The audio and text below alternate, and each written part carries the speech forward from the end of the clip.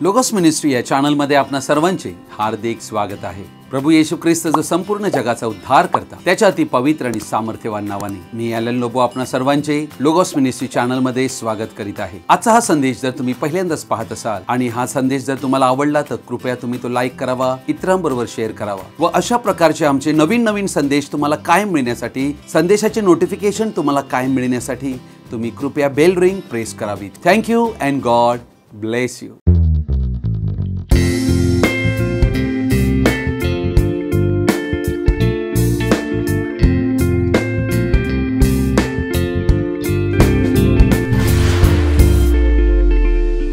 प्रियजनो, आज आम्ही एका महत्त्वाच्या विषयाकडे आपलं लक्ष लावणार आहोत आणि त्या विषयाला मी शीर्षक देऊ इच्छितो, ख्रिस्त येशूचा कबरेवर आणि मृत्यूवर विजय। या मानव इतिहासामध्ये मृत्यूच्या राज्याने संपूर्ण मनुष्यजात, मरणाचा अधिकारी सैतान याच्या स्वाधीन होती। या जगामध्ये आम्ही पाहतो की अनेक थोर लोक होऊन गेले, अनेक थोर लोक ज्यांना देव समजण्यात आले, ते सर्व मृत्यू पावल्यानंतर मातीला मिळाले। पण एकच व्यक्ती या विश्वामध्ये जो मृत्यूवर आणि कबरेवर विजय मिळवून उठला आणि तो आमचा प्रभू येशू ख्रिस्त आहे। या मृत्यूंतून वाचविण्यासाठी परमेश्वर स्वतः खुद्द मानव बनला आणि मानव येशू ख्रिस्त याच्याद्वारे मृत्यूला त्याने पराभूत केले। कारण मृत्यूला हरविणे हे मनुष्याला शक्य नव्हते, परंतु देव मानव बनून आमची जागा त्याने घेऊन त्याने हे घडवून आणले आणि आमच्यासाठी विजय स्थापित केला। म्हणूनच आम्ही या पुनरुत्थानाचा आनंद साजरा करीतो। म्हणून आपणातील सर्वांना माझी विनंती आहे की आजचा हा जो संदेश आहे आपण सर्वजणांनी आवर्जून शेवटपर्यंत पाहावा। Thank you and God bless you.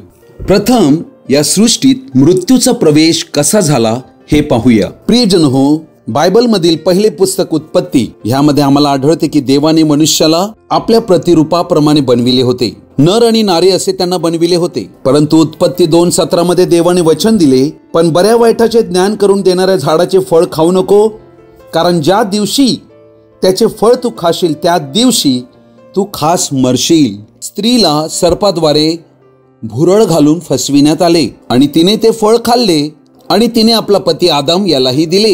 आम्हाला हे माहित आहे की आदमाला मनाई केलेल्या फळांतून खाण्याविषयी देवाने म्हटले होते की ज्या दिवशी तू खाशील त्या दिवशी खास मरशील। परंतु आदम शारीरिकरित्या त्या दिवशी मेला नव्हता, तर त्यानंतर तो 930 वर्षे म्हणजे पूर्ण आयुष्य तो जगला। अर्थात त्याचा आध्यात्मिक मृत्यू लगेच झाला।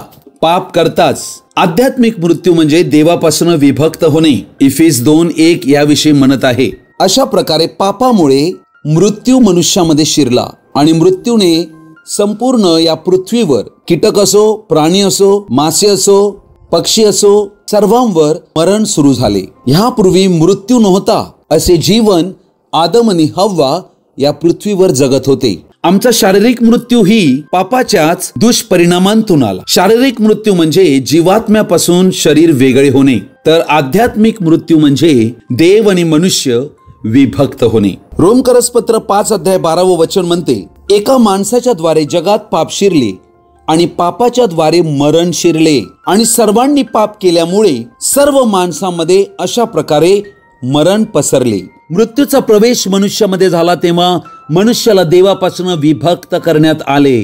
रोमकरसपत्र याचा 5वा अध्याय याचं 17वे वचन म्हणते, कारण जर त्या एकाच इस्माच्या द्वारे म्हणजे पहिला मनुष्य जो देवाने उत्पन्न केला होता आदम, त्या एकाच इस्माच्या अपराधाने मरणाचे राज्य चालू झाले, संपूर्ण मानव जातीवर मृत्यूचे राज्य सुरू झाले असे बायबल शिकविते। मृत्यू येताच मनुष्याचे शरीर बदलले, मृत्यूची गुलामी सुरू झाली, मृत्यूचे भय मनुष्यामध्ये निर्माण होऊ लागले, मृत्यूवर कोणाचाही ताबा नव्हता। उपदेशक 8वा अध्याय 8वे वचन म्हणते, प्राणावर कोणा मनुष्याची अशी सत्ता नसते की तो त्याला जाऊ देणार नाही, मरण दिवस कोणाच्या स्वाधीन नाही, हा संग्राम कोणाला सुटणार नाही। अर्थात संपूर्ण मानवजात पापात पडली आणि मृत्यूच्या स्वाधीन झाली, मृत्यूच्या गुलामीत सापडली। अर्थात प्रभू येशू ख्रिस्त म्हणजे देव जो मानव स्वरूपामध्ये प्रकट झाला, त्याच्याविषयी भविष्यवाणी अगोदर केली गेली होती की मृत्यूचा नाश करण्यासाठी एक जन्माला येईल। यशाचं पुस्तक 25 अध्याय 8वे वचन म्हणते, तो मृत्यू कायमचा नाहीसा करीतो। अर्थात असा कोणीच व्यक्ती या जगात जन्माला आला नाही की जो मृत्यूला नाहीसे करील? अद्भुत अशी गोष्ट आहे. मानवजात याचीच वाट पाहत होते. तो मृत्यू कायमचा नाहीसा करीतो. परंतु प्रभू येशू ख्रिस्त याला मी पाहतो ज्याने मृत्यू कायमचा नाहीसा केला. प्रभू परमेश्वर सर्वांच्या चेहऱ्यावरील अश्रू पुशितो. तो अखिल पृथ्वीवरून आपल्या लोकांची अप्रतिष्ठा दूर करीतो, कारण परमेश्वर हे बोलला आहे. परमेश्वर जे बोलतो ते परमेश्वर सिद्धीस नेतोच. आणि येथे मृत्यू कायमचा नाहीसा करण्यासाठी देव स्वतः मानव बनला. इब्री लोकास पत्र याचा 2 अध्याय 14 आणि 15 वचन अतिशय महत्वाचं वचन आहे. ज्या अर्थी मुले एकाच रक्त मासाची होती, अर्थात तुम्ही आणि आम्ही एकाच रक्त मासाचे आम्ही होतो, त्या अर्थी तोही त्यांच्यासारखा रक्त मासाचा झाला. वास्तविक देव आत्मा आहे. त्या देवाने आमच्यासाठी मानव देह धारण केला. त्याने आपल्या स्वतःला रिक्त केले. हेतू हा की मरणावर सत्ता गाजविणारा म्हणजे सैतान, याला मरणाने शून्यवत करावे. अर्थात या ठिकाणी हे वचन आम्हाला स्पष्ट सांगत आहे की मृत्यूवर सत्ता गाजविणारा सैतान आहे. या विश्वात एकच व्यक्ती होता ज्याला मृत्यू नाही, आणि तो देव आहे. देव जीवनाला दर्शवितो, अनंत जीवनाला, आणि सैतान मृत्यूला दर्शवितो.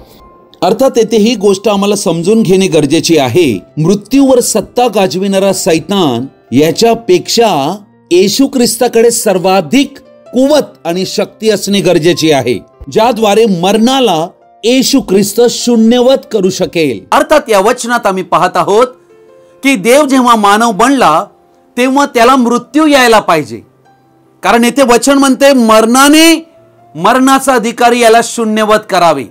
म्हणून येशूला मृत्यू येणे गरजेचे होते, असे हे वचन आम्हाला शिकवित आहे. कारण त्याच्या मृत्यूनेच मरणाला शून्यवत करता येईल. म्हणूनच प्रभू येशू ख्रिस्ताचा मृत्यू होणे फार गरजेचे होते. 15 वचन, आणि जे मरणाच्या भयाने आयुष्यभर दास्याच्या बंधनात होते त्या सर्वांना मुक्त करावे. अर्थात मृत्यूचे भय मनुष्यामध्ये सुरू झाले आणि आयुष्यभर मनुष्य त्या मृत्यूच्या भयाच्या दास्यात बंधनामध्ये होता. त्या सर्वांना मुक्त करण्यासाठीच मुक्तिदाता म्हणजे प्रभू येशू ख्रिस्त या जगात आला. आम्हाला हे माहीत असणे फार गरजेचे आहे की येशू ख्रिस्तावर मृत्यूचा काहीच अधिकार नव्हता. मृत्यूची सत्ता येशूवर नव्हती. उलट येशू ख्रिस्त मृत्यूवर पूर्ण नियंत्रण करणारा होता. आम्ही पाहतो मागी लोक येऊन गेले आणि त्यांनी हेरोदाला कळविले की यहुदाचा राजा जन्माला आला आहे आणि 2 वर्षे झालेली आहेत, कारण तारा पाहिलेला एवढा काळ झाला आहे. तेव्हा हेरोदाने मत्तई 2:16 वचनाप्रमाणे आम्हाला आढळते की सर्व लहान मुले जे 2 वर्ष आणि त्यापेक्षा कमी वयाची त्यांना ठार मारविले. पण येशू त्यामध्ये मरण पावला नाही. त्याला दुसरीकडे हलविण्यात आले होते, कारण येशूवर मृत्यूची सत्ता नव्हती. दुसरी गोष्ट आम्हाला आढळते की नाझरेत गावामध्ये जेथे तो लहानाचा मोठा झाला होता, अशा स्वतःच्या गावामध्ये जेव्हा त्याने प्रचार केला तेव्हा त्याच्यावर धोंडमार करण्यासाठी लोक उभे राहिले, परंतु येशू गुप्तपणे त्यांच्यातून निघून गेला असे वचन आम्हाला आढळते. याचा अर्थ काय? लोकांना येशूचा मृत्यू हवा होता, परंतु मृत्यूचा अधिकार येशूवर नव्हता. म्हणून काहीही येशूचं वाईट होऊ शकलं नाही. प्रियजन हो, प्रभू येशू ख्रिस्ताने मृत्यू पावलेल्या व्यक्तींनाही जिवंत केले. नाईन नावाच्या गावात एका विधवेच्या तरुण मुलाला ज्या वेळेला ते नेत होते, तिरडीला स्पर्श करून त्या मुलाला उठविले. येशूने हे दाखवून दिले की मृत्यूवर त्याचा पूर्णतः अधिकार आहे. त्याला पाहिजे त्याला तो जिवंत करू शकतो. योहान 11 अध्यायामध्ये मार्था आणि मरिया यांचा प्रिय भाऊ लाजर मरण पावला होता. तो आजारी असताना येशूला कळविले होते, परंतु येशू त्या ठिकाणी मुद्दाम गेलेला नव्हता, कारण तो आजार देवाच्या गौरवासाठी होता. अर्थात या ठिकाणी येशूचा अधिकार काय आहे हे आम्हाला कळावे याची गरज आहे. येशू ख्रिस्त मार्था आणि मरिया यांना भेटण्यासाठी आला होता तेव्हा लाजरला कबरेत पुरून 4 दिवस झाले होते. अर्थात 96 तास झाले होते आणि 96 तास झाल्यावर मनुष्याच्या शरीरात काय होते हे आम्हाला सांगण्याची गरज नाही. कुजण्याची संपूर्ण प्रक्रिया सुरू झाली होती. येशूने म्हटले की त्याला कुठे ठेवले आहे? मार्था म्हणाली त्याला पुरून 4 दिवस झालेले आहेत. आणि आता मार्था म्हणाली वास येईल. परंतु प्रियजन हो, येशूने मार्थेला म्हटले पुनरुत्थान आणि जीवन मीच आहे. मार्थेला वाटले होते की तो पुढे कधीतरी जिवंत होईल. येशू म्हणतो तुला मी सांगितले नाही काय? जर तू विश्वास ठेवशील तर देवाचे कार्य पाहशील. येशूने हाक मारली, लाजरा बाहेर ये. लाजरने जो मृत अवस्थेत होता, कुजण्याची प्रक्रिया त्याच्या शरीरात सुरू होती, तो लागलीच येशूचा शब्द ऐकताच शरीरामध्ये बदल झालेला आहे. मृत्यू नाहीसा झालेला आहे. जीवनाचा प्रवेश त्या शरीरात झालेला आहे. ते शरीर उठून उभे राहिलेले आहे, चालत बाहेर आलेला आहे. येशूला मृत्यूवर अधिकार आहे. कैक लोक म्हणतात की येशू ख्रिस्त हा केवळ मानव होता. प्रियजन हो, तो मानव होता म्हणून तो रडला, परंतु तो देव असल्या कारणाने त्याने हाक मारली आणि लाजार त्वरित बाहेर आला, मृत्यून तो उठला. अर्थात येशूने ते सर्व लोकांपुढे ही गोष्ट दाखविली की येशूला मृत्यूवर पूर्ण अधिकार आहे. मृत्यू येशूच्या स्वाधीन आहे. लाजारला ज्या वेळेला जिवंत केले त्यावेळेला मृत्यू स्वतः घाबरला होता, कारण मृत्यूवर पूर्ण अधिकार आहे असे सामर्थ्य येशू ख्रिस्तामध्ये होते. कारण अशी गोष्ट कधीही मानव जातीत घडली नव्हती. कोणाही मनुष्याकडे अधिकार नव्हता मृत्यूतून कोणाला जिवंत करण्याचा. केवळ हा अधिकार देवाकडे असतो आणि तोच मानव बनून आला होता. प्रभू येशूने आपल्या स्वतःच्या मृत्यूविषयी भाकीत केले होते.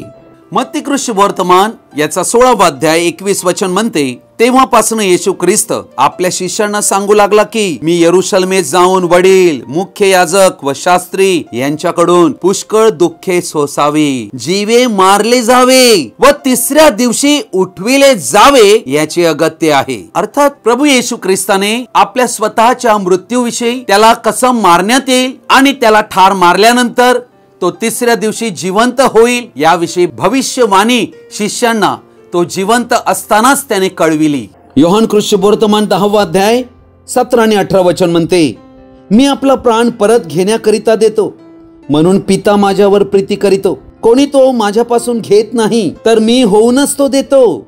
मला तो देण्याचा अधिकार आहे व तो परत घेण्याचाही अधिकार आहे. ही आज्ञा मला माझ्या पित्यापासून प्राप्त झाली आहे. अर्थात प्रभू येशू ख्रिस्त या ठिकाणी आपला प्राण देणार आहे आणि तो परत मी घेणार आहे ही गोष्ट या ठिकाणी तो सांगत आहे मृत्यूच्या अगोदरच, कारण मृत्यूवर त्याचा पूर्ण ताबा आहे. तो मरण पाहून स्वतः जिवंतही होऊ शकतो. आपला प्राण जो अर्पण केला तो परत घेण्याचा अधिकारही त्याच्याकडे आहे. हे येशूचं देवत्व आहे.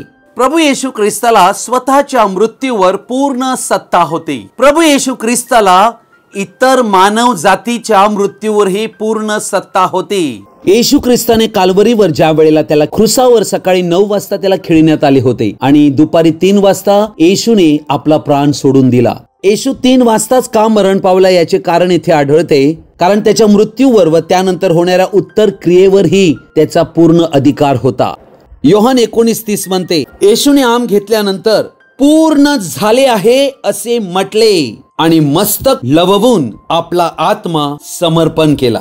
अर्थात मृत्यू हा पूर्ण येशूच्या कंट्रोल मध्ये आहे असे आम्हाला दिसत आहे. आम घेतली, शास्त्रलेख पूर्ण झाला, हे सगळे पाहून येशूने म्हटले पूर्ण झाले असे सर्व समाप्त करून फुल स्टॉप दिला आणि मग आपले मस्तक लवविले आणि आपला आत्मा समर्पण केला. मृत्यूवर येशूचा पूर्ण ताबा होता. यशाया 53 अध्याय 9 वचन येशूविषयी भविष्यवाणी देते. त्याची कबर दुर्जनांच्या कबरामध्ये नेमलेली होती आणि तो मेल्यावर धनवंताची कबर त्यास प्राप्त झाली. तथापि त्याने काही अधर्म केला नव्हता, त्याच्या मुखात काही कपट नव्हते. अर्थात वास्तविक प्रभू येशूसाठी या सर्व धर्माधिकाऱ्यांनी दुर्जनांसाठी जी कबर नेमली होती त्यामध्ये येशूला पुरलं जावं अशी योजना आखली होती, परंतु अद्भुत गोष्ट घडली. यशाया 53:9 वचन पूर्ण झाले. योहान वर्तमान 19 अध्याय 41 वचन मी वाचत आहे. त्याला वधस्तंभावर खिळले होते, त्या ठिकाणी एक बाग असून तिच्यात एक नवी कबर होती.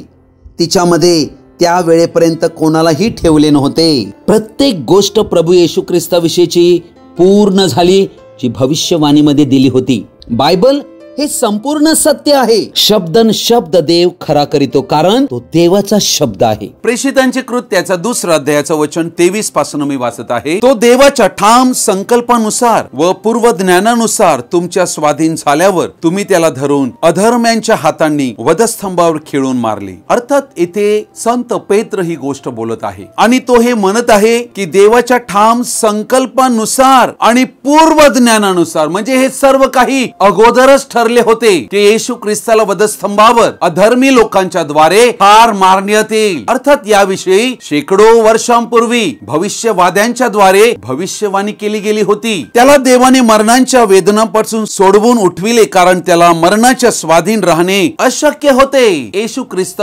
मृत्यूच्या स्वाधीन राहू शकणे अशक्य गोष्ट होती. दावीद त्याच्याविषयी असे म्हणतो, बघा दावीदाने काय भविष्यवाणी केली. मी परमेश्वराला आपल्यापुढे नित्य पाहिले आहे. मी ढळू नये म्हणून तो माझ्या उजवीकडे आहे. म्हणून माझे हृदय आनंदित व माझी जीभ उल्हासित झाली. आणखी माझा देहही आशेवर राहील, कारण तू माझा जीव अधोलोकात राहू देणार नाहीस व आपल्या पवित्र पुरुषाला पूजण्याचा अनुभव येऊ देणार नाहीस. जीवनाचे मार्ग तू मला कळविले आहेत. तू आपल्या समक्षतेने मला हर्षभरीत करशील. बंधुजन हो, कुलाधिपती दावीद याच्या विषयी मी तुम्हा बरोबर प्रशस्तपणे बोलतो. तो मरण पावला, पुरला गेला व त्याची कबर आजपर्यंत आपल्यामध्ये आहे. तो संदेष्टा होता आणि त्याला ठाऊक होते की देव शपथ वाहून त्याला म्हणाला, तुझ्या संतानांतील एकाला तुझ्या राजासनावर बसवीन. याचे पूर्वज्ञान असल्यामुळे तो ख्रिस्ताच्या पुनरुत्थानाविषयी असे बोलला की त्याला अधोलोकात सोडून दिले नाही व त्याच्या देहाला कुजण्याचा अनुभव आला नाही.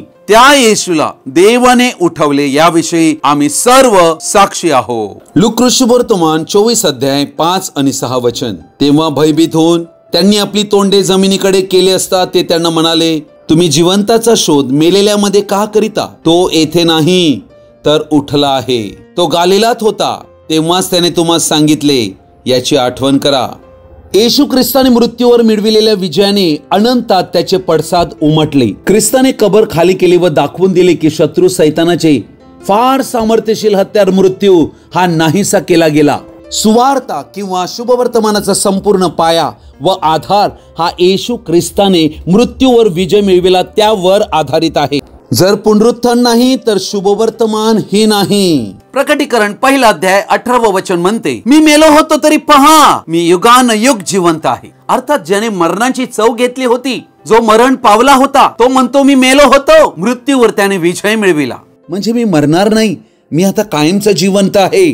आणि मरणाच्या व अधोलोकाच्या किल्ल्या माझ्या जवळ आहेत. किल्ल्या माझ्या जवळ आहेत याचा अर्थ काय? त्यावर पूर्ण अधिकार माझ्या हातात आहे. अर्थात ज्याच्या जवळ किल्ले असते त्याला त्यावर मालकी हक्क असतो. यावर आता मालकी हक्क सैतानाचा राहिला नाही, तो हरला गेला आणि आता मालकी हक्क चाव्या ख्रिस्त येशूकडे आहेत. अर्थात मृत्यू येशूच्या स्वाधीन आहे, कारण संपूर्ण विश्वात जीवनाचा स्रोत तो आहे आणि मृत्यूवरही त्याला अधिकार आहे. म्हणून तो म्हणतो, मी मेलो होतो परंतु मरणाच्या अधोलोकाच्या किल्ल्या माझ्या जवळ आहेत. ख्रिस्त येशू हाच संपूर्ण मानवी इतिहासातील पहिला मानव आहे ज्याने शारीरिक मृत्यूनंतर सर्वप्रथम मृत्यूतून उठून कधीच तो मरणार नाही अशा प्रकारे मृत्यूवर विजय मिळवून तो पुनरुत्थित झाला.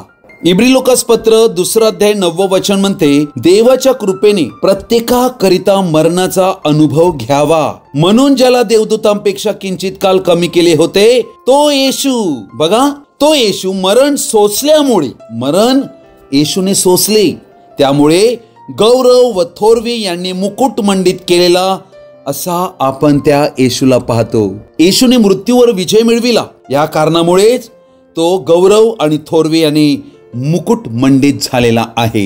येशूच्या पुनरुत्थानाने येशूचं देवत्व सिद्ध केलं. आज आम्ही येशू ख्रिस्ताची भक्ती का करतो? आज संपूर्ण विश्वात या पृथ्वीवर येशू ख्रिस्ताला का मानण्यात येते? कारण अखिल मानव जातीत एकमेव मानव जो मृत्यूवर विजय मिळवू शकला. तिमोथेला 2 पत्राचा 1 अध्याय 10 वचन म्हणते, ती आता आपला तारणारा येशू ख्रिस्त याच्या प्रकट होण्याने दृश्यमान झाली आहे. त्याने मरण नाहीसे केले. प्रियजन हो, हा शब्द अतिशय महत्वाचा आहे. येशू ख्रिस्ताने मृत्यू नाहीसा केला आणि सुवार्तेच्या द्वारे जीवन व अविनाशिता ही प्रकाशित केली आहे. तुम्ही म्हणाल, जर प्रभू येशूने मृत्यूला नाहीसे केले आहे तर मग अजून आम्ही का मरत आहोत? प्रियजन हो, देवाने मनुष्यानं मृत्यूतनं वाचविण्यासाठी काही प्रक्रिया ठेवलेली आहे. अर्थात काही स्टेजेस आहेत ज्याद्वारे मृत्यू पूर्णतः नाहीसा केला जाईल. परंतु शारीरिकरित्या अजूनही आम्ही मरण पावत आहोत. याचे कारण काय? कारण देव प्रक्रियेमध्ये कार्य करीत आहे. येशू ख्रिस्ताचा दुसऱ्या येण्याच्या वेळेला आता शारीरिक मरणावर पूर्णतः विजय मिळणार आहे. जसा त्याच्या पहिल्या येण्याच्या वेळेला आमच्या जीवाला दुसऱ्या मृत्यूच्या सत्तेतून वाचविले. प्रभू येशू ख्रिस्ताच्या पहिल्या येण्याच्या वेळेला त्याने आत्मिक मृत्यूपासून वाचविले. याला म्हणतात दुसरा मृत्यू. दुसरा मृत्यू म्हणजे जीवात्म्याच्या मृत्यूपासून. आणि कोरिन्थीकरास पहिले पत्र 15 अध्याय 23 वचन म्हणते, पण प्रत्येक आपापल्या क्रमाप्रमाणे, अर्थात येथे देवाने जी प्रक्रिया ठेवली मृत्यूंतून बाहेर पडण्यासाठी, येथे क्रम ठेवण्यात आलेला आहे. या क्रमामध्येच प्रक्रिया आहे. अर्थात ही कृती सर्वप्रथम येशू ख्रिस्तामध्ये घडवून आणली. म्हणजे येशू ख्रिस्त मृत्यूंतून पहिला जिवंत झालेला मानव आहे आणि तो प्रथम फळ आहे. परंतु बाकीचे मानव संतान हाच अनुभव नंतर घेणार आहेत. वचन म्हणते प्रथम फळ ख्रिस्त, मग जे ख्रिस्ताचे ते त्याच्या आगमन काळी. म्हणजे ख्रिस्ताचे जे आहे तेच मृत्यूतनं वाचविले गेले. बाकीचं जग मृत्यूमध्येच आहे. अर्थात याचा अर्थ काय? देव मानव बनवून मृत्यूला नाहीसे केले, परंतु त्या व्यक्तींसाठीच ज्यांनी प्रभू येशू ख्रिस्ताला आपल्या जीवनामध्ये स्वीकारले, आपला तारणारा आणि आपला मुक्तिदाता, आपला प्रभू, ते ख्रिस्तामध्ये बाप्तिस्मा पावले आणि या कारणाने ते ख्रिस्ताचे बनले.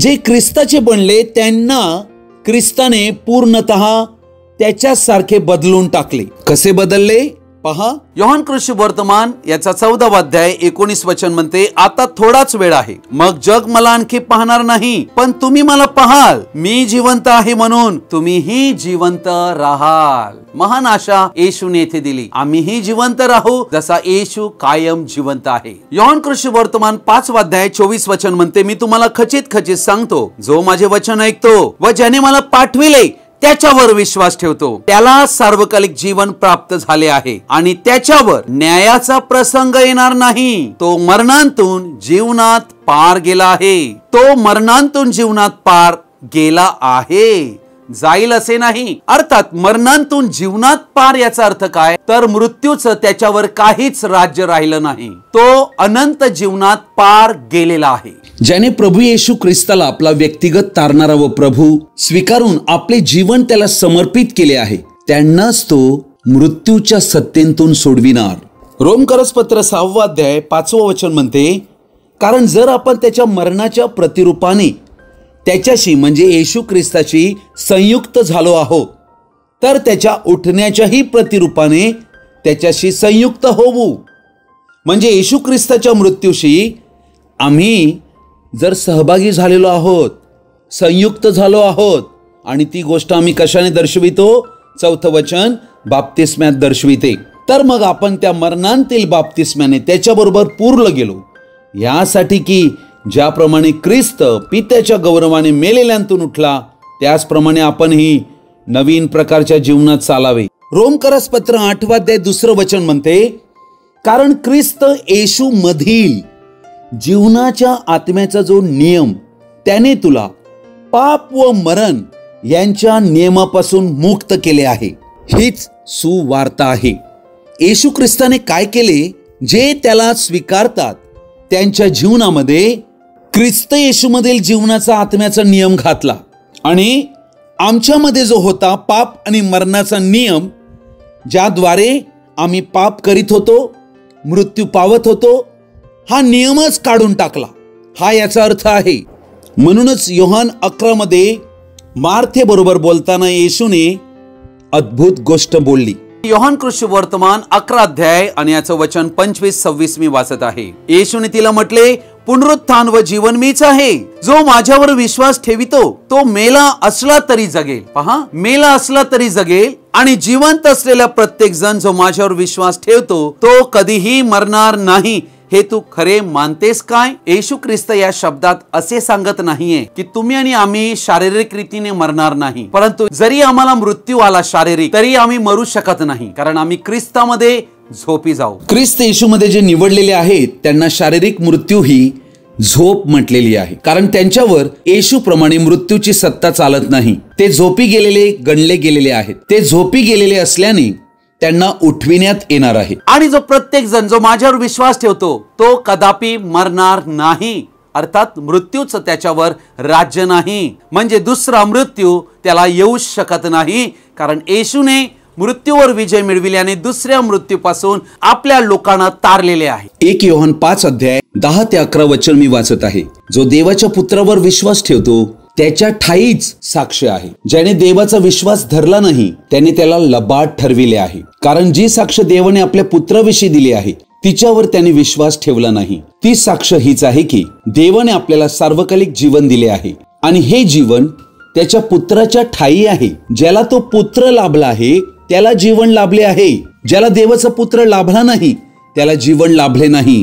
म्हणून आम्हाला देवाचा पुत्र येशू ख्रिस्त लाभणे फार आवश्यक आहे. तरी पण ख्रिस्त मेलेल्यांतून उठविला गेला आहेच. तो महानिद्रा घेणाऱ्यांतले प्रथम फळ असा आहे, कारण मनुष्यांच्या द्वारे मरण आहे, म्हणून मनुष्यांच्या द्वारे मेलेल्यांचे पुनरुत्थान ही आहे. कारण जसे आदमामध्ये सर्व मरतात तसे ख्रिस्तामध्ये सर्व जिवंत केले जातील. कारण मुक्तिदाता येशूने आम्हा मनुष्यांसाठी दोन्ही मृत्यूंतून वाचविण्यासाठी किंमत दिली आहे, परंतु शारीरिक मृत्यूंतून वाचविण्याचा दावा तो संपूर्ण मानव जातीसाठी नेमलेला मुक्तीचा दिवस त्यामध्ये ती प्रक्रिया पूर्ण करणार आहे. प्रभू येशू ख्रिस्ताच्या पहिल्या येण्याच्या वेळेला जीवात्म्यांना मृत्यूपासून सर्वप्रथम वाचविण्यासाठी तो आला व नंतर जो क्रम ठेवला आहे, प्रक्रिया ठेवली आहे, तदनुसार येशूच्या दुसऱ्या येण्याच्या वेळेस शारीरिक मृत्यूंतून येशू आपल्या लोकांना वाचविल. तेव्हा त्या मुक्तीच्या दिवशी दोन्हीही मृत्यूपासून पूर्णतः मुक्ती मिळेल. तेव्हा काय कार्य घडेल याचे वर्णन संत पौलाने करिंथकरास पत्र याचा 15वा अध्याय 51 वचनापासून मी वाचत आहे. पहा, मी तुम्हास एक रहस्य सांगतो.